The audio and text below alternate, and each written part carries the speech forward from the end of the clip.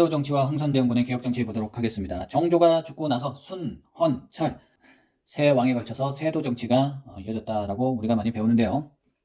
그 중에 안동 김씨, 풍양조 씨, 요 사람들의 권력이 강했었다라고 우리가 배웠었죠.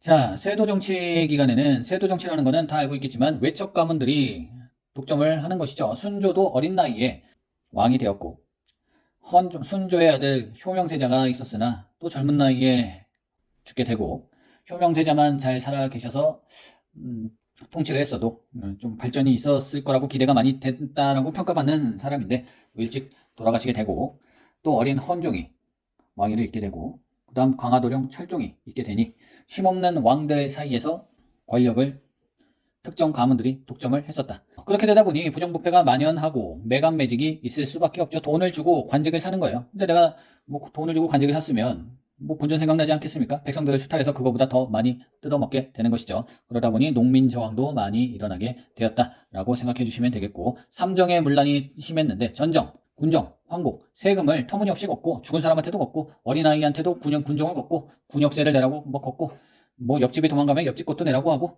할아버지인데 할아버지 것도 세금을 걷고 이게 세금을 무분별하게 거두니 백성들이 버틸 수가 없었죠. 그리고 세도 정치의 뭐 대표 사람으로 뭐 김조순이 뭐 이렇게 나오지만 김조순은 그렇게 막 부패하셨던 사람은 아니고 그래도 정치를 잘 하려고 했던 사람으로 평가를 받기도 한다는 점 알아두시면 되겠고, 자, 여러 군데에서 난이 일어납니다.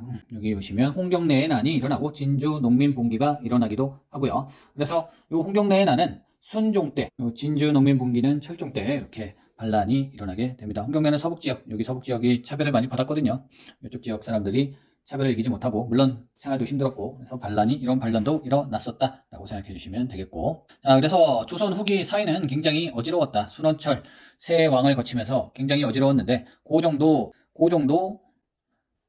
세도 정치 안동 김씨, 풍영주 씨가 보기에 약간 좀 바보스러웠거든요. 그래서 뭐 옛날에 연을 날렸는데 안동 김씨 쪽으로 연이 들어가니까 달라지도 못하고 그냥 포기도 못하고 거기서 하루 종일 울고만 있었다. 우유부여단하다. 약간 좀 바보기가 있으니까 이 친구를 왕으로 완치자라고 했었고, 흥선대원군은 사실 머리가 좋은 사람이었으나 바보 흉내를 내가면서 힘을 좀 숨기고 있었고 결국 대원군의 위치를 차지하게 되죠.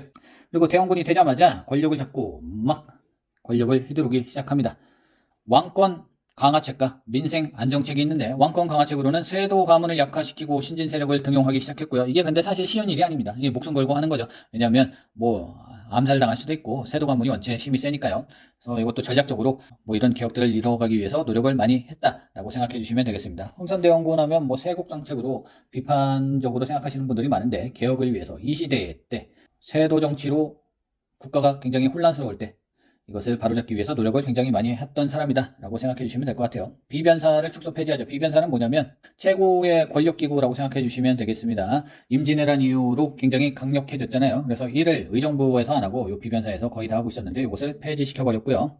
그다음에 법전도 만들어내죠. 대전 회통을 편찬을 하게 되고요. 정조는 대전 통편, 흥선대원군은 대전 회통 이 되겠고요. 이 통자가 뒤에 있으면 대원군, 앞에 있으면 앞시되니까 정조 이렇게 생각해 주시면 되겠고, 경복궁을 중건하기도 합니다. 중건하는 과정에 불이 타갖고 뭐 분위기가 좀 안 좋아지긴 했고 또 돈이 모질라니까 당백전도 만들어갖고 이게 당백전 이렇게 생겼죠. 당백전을 찍어내서 인플레이션도 일으키기도 했었으나 지금 경복궁 없다고 생각하면 뭐 굉장히 암울하잖아요. 그래서 경복궁을 뭐 만들어 주기도 했었다. 그리고 민생 안정책으로는 서원, 아까 얘기했듯이 전전 시간에도 얘기했듯이 서원을 철폐시켜 버렸고 삼정문란을 시정하기 시작했죠.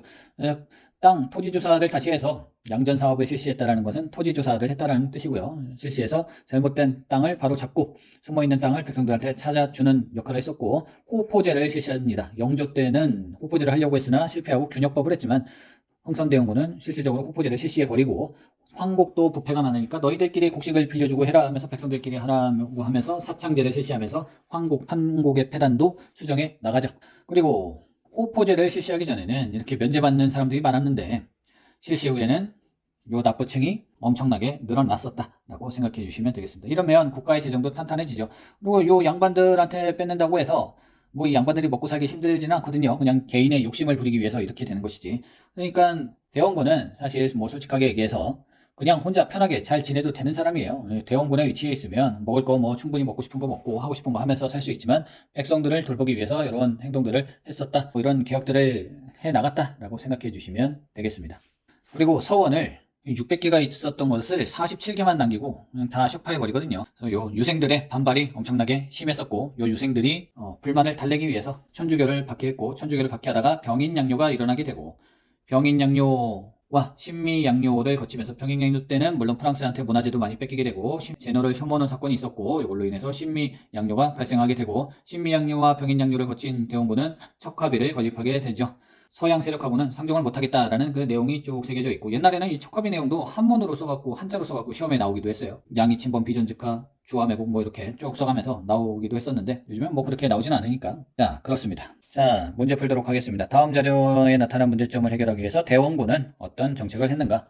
자, 무슨 문제인지 보도록 하죠. 어깨에 팔뚝이 드러난 적삼을 입은 어린 것들한테 바지 벗은 한 벌도 못 입었으리. 큰 아이는 5살에 기병에 등록되고 병사에 등록됐대. 5살이. 원래 16살부터 가야 되는데.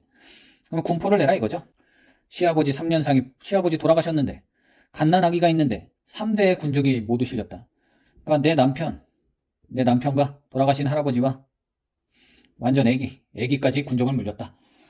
군정의 문란이 되는 것이죠. 어떻게 해결했는가? 호퍼법을 제정하여 군포를 징수했다. 맞죠? 호퍼법. 서원도 정리했고 사창제도 실시했고 여러 가지 개혁을 해서 문제를 해결하기 위해서 노력을 했다. 1번이 되겠고요. 오군영에서 이영 군제 개편한 거랑 상관이 없고, 양전사업을 해서 지게를 발급한 건, 양전사업을 한 거는 맞는데 지게를 발급한 것은 고종입니다. 나중에 대한제국을 설립한 이후에 일이 되겠고, 요 지게를 발급한 거는 대한제국 시절 때 그때 한 번입니다. 예, 양전사업은 광해군도 했고 흥선대원군도 했고 태종도 했고 여러 사람이 했지만 지게는 그때 한 번이라는 점을 기억해 두시면 되겠고요. 속대전은 영조가 되겠고요. 초계문신제는 정조가 되겠죠. 답은 1번이 되겠습니다. 자, 다음 문제. 상소가 올려진 시기로 오르게 고른 것은, 이 몇 가지 문제는 실로 전학교에서 어려서 아직 정사를 더 맡아보지 않고 계시던 시기에 생긴 일입니다. 지금부터 임금의 권한을 발휘하시고 침식을 잃을 정도로 생각하시며 부지런히 일하셔야 할 것입니다. 라고 했죠. 그래서 최익현의 상소입니다.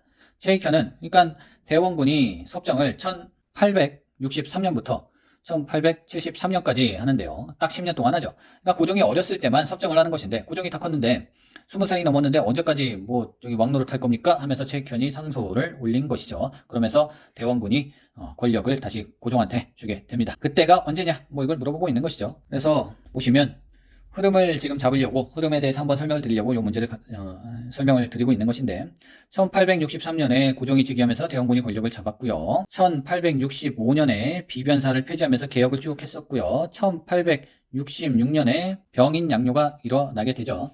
병인양요가 일어나고요. 그 다음에 제네럴 쇼머논 사건도 1866년에 똑같이 일어나게 되고, 지금은 나오지 않았지만 68년에 오페르트 도굴 사건이라고 해서 대원군의 아버지인 남영군 묘를 도굴하려는 시도가 있었습니다. 이런 사건도 있었고, 1871년에는 친미양요가 있었고, 그 다음에 1873년에 대원군이 하야했기 때문에 정답은 여기가 되겠고요. 그 다음에 1876년에 강화도 조약이 있었죠. 강화도 조약이 있은 이후에 수신사도 파견을 했고, 일본 가서 좀 배워오자 1차 수신사가 파견이 되었었고, 영선사도 파견이 되었었고, 보빙사도 쭉 파견이 되었었죠. 80년대에. 그러면서 개혁을 하기 위해서 통리기무화문이라는 개혁기구가 설치가 됩니다. 개혁기구가 설치가 되기도 하고요. 1884년에는 갑신정변이 일어나는 해네요. 갑신정변이 일어나면서 한성조약이 체결되기도 하고, 그 전에 1882년에는 이모군란이 있기도 합니다. 이모군란으로 재물포조약과 조창, 상민, 수륙, 무력창전도 체결이 되기도 하죠. 어쨌든 답은 3번이고 뒤의 내용은 또 가서 배우도록 하겠습니다. 흐름을 한번 설명드리려고 이야기했습니다. 다가 되겠네요.